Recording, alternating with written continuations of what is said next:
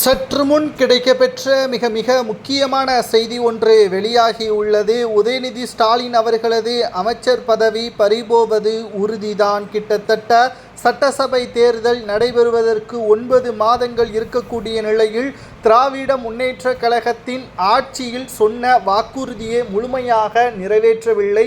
திராவிட முன்னேற்ற கழகத்தை பொறுத்தளவிற்கு சொன்ன வாக்குறுதிகளை முழுமையாக நிறைவேற்றாத காரணத்தினால் ஒட்டுமொத்தமாக மக்கள் புறக்கணித்து விட்டார்கள். திராவிட முன்னேற்ற கழகத்தின் ஆட்சியை மக்கள் இனியும் தொடர விரும்பவில்லை.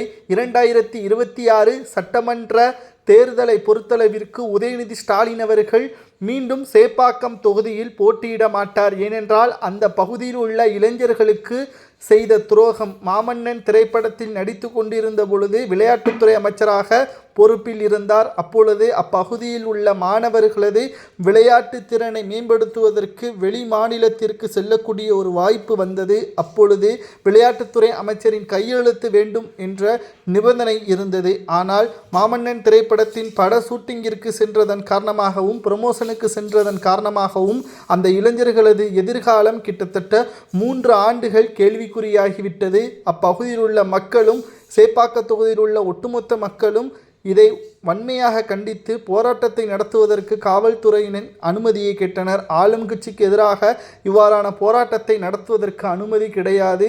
இதனால் ஒட்டுமொத்த எதிர்ப்புகளையும் உதயநிதி சம்பாதித்து வைத்திருக்கிறார். வேறு தொகுதியில்தான் அவர் போட்டியிடுவார். 2வது முறை சேப்பாக்கம் தொகுதியில் போட்டியிட்டால் அவர் அமைச்சர் பதவியை இழக்க நேரிடும் என்ற தகவல் தான் தற்பொழுது கிடைக்கப்பெற்றுள்ளது.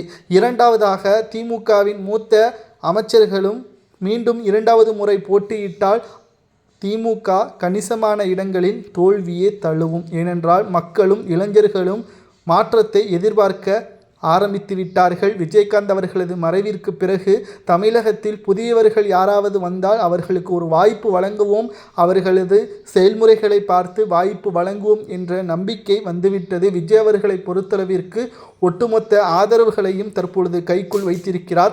அதிமுகவுடன் கூட்டணி வைப்பதுதான் தற்பொழுது இறுதிக்கட்ட பேச்சுவார்த்தை. அது நடந்துவிட்டால் எதிர்க்கட்சி அந்தஸ்தை கூட திமுக இழக்க நேரிடும். 2011ஆம் ஆண்டு எதிர்க்கட்சி அந்தஸ்தை இழந்தது போல் 2026 இழக்க நேரிடும். அடுத்து 20 ஆண்டுகள் ஆனாலும் திமுக ஆட்சி அமைப்பது கடினம் என்ற சூழலும் தற்பொழுது அரசியல் வட்டாரங்களில் பேசப்படுகின்றன. அதற்கு மக்கள் தயாராக ஓட்டுக்களை யாருக்கு செலுத்த வேண்டும் என்பதை பொறுத்துதான் இருக்கிறது.